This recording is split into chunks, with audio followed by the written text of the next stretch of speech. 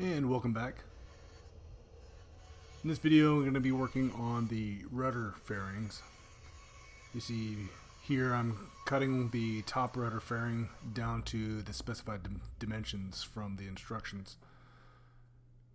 And last video was working on the fairings for the elevator, and this video will be mostly the top elevator, the top rudder fairing, and then starting to do some preps for the bottom fairing. This one goes into place pretty easily. Like I said, the first part is cutting the piece to the specific dimensions that are called out in the instructions so that it sits in there correctly. And then you do the same thing as you did with the elevator fairings, in that you match drill the size 40 holes that are in the top of the rudder, and then eventually you'll size those up to a number 30. One of the issues that I came across is the plans call out 9 locations that you would rivet into place on each side. And when you look at the top of the rudder, there's actually only 8 locations. There's 7 of the number 40 holes, and then there's a 8th hole that's already a size 30, and it's already been dimpled when you put the rudder together, mostly because there would have been no way to dimple that particular hole with the rudder assembled. Just it's too narrow of a gap to get anything in there. And so what you see I was looking at there is that the difference that I see, and I'm counting, and I couldn't figure it out, that the instructions call out for 9 holes and there's only 8 per side. And so I was considering just drilling a new hole and match drilling a size 40 hole, but then I got to thinking, it's like, well, it's not there for a reason, and the plans didn't call out to drill the 9th hole. So I went on to vansairforce.net, a forums for vans builders, and posed the question there as to if anyone had run into this issue on the RV14. And the response I got basically was that it was taken out, that last hole was taken out just because there's not enough room to put anything behind there to be able to rivet, and to dimple and rivet and all that. There's just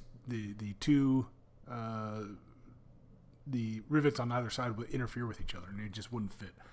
And so I called Vans even just to talk to technical support, and they said the same thing. It's indeed, it used to be a 9th hole there. They've since gone away with that, but they haven't updated the plans. And I asked him that there's 5.5 inches or so where it's not secured, and I just want to make sure, since this is an aerobatic airplane, that that's not any issues. And they said, nope, it's just fine. Just do the 8 that are there, and that's more than enough to secure. I mean, it is just a fairing after all. It's not a structural support of any kind. It's just fastening the fairing onto the rudder. So got past that, and then as you see, I sized up the holes to number 30, and now I'm riveting everything in place. And again, these are the CS4-4 rivets, so that they're flat, flush mount style rivets. So now I'm going with this is the bottom rudder fairing, and it's got a scored mark on either side. And so you cut along that scored mark, which you see me doing here with a Dremel tool. And the idea being that that line should make it flush mount to the bottom of the rudder. You're still going to have to do a little bit of fudging, a little bit of massaging to get this to sit in correctly. But you really want to make sure that you're paying attention to keep the 2 sides the same height, basically. So if you cut this down and then you sanded it all, just make sure you're sanding both sides evenly and fit it up before you cut anything extra beyond what's scored there.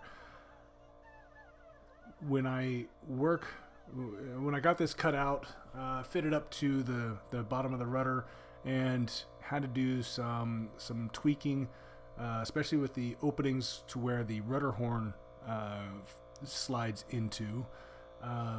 It wasn't quite wide enough, so you have to do a little bit of massaging with that, so to say. And then it actually the holes that it have, or the slots that it has you cut out to fit around the rudder horns, are actually a little bit too deep in my case. So there's about a 1/8 of an inch, maybe a 1/4 inch gap below the rudder horns, and I'll go back and I'll fill that in with some fiberglass just to make sure everything's closed up. A lot of these fairings, when you put them in place, don't quite fit flush with the skins, and so I'm going to end up probably doing quite a bit of fiberglass work to blend these in, and fiberglass it up and then sand it down just to get it all blended in and looking smooth.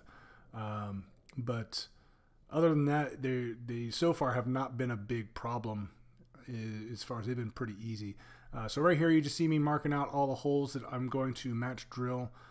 There's no holes in the fairing, nor are there holes in the piece where this attaches to. So the instructions tell you the dimensions, you mark everything out, put it in place, and then you'll match drill the holes in place, and then you'll final size them. So anyway, this one's a relatively short video. I'm going to let it end out here. The next video will be showing the actual work to install this piece on the bottom of the rudder. We'll see you next time.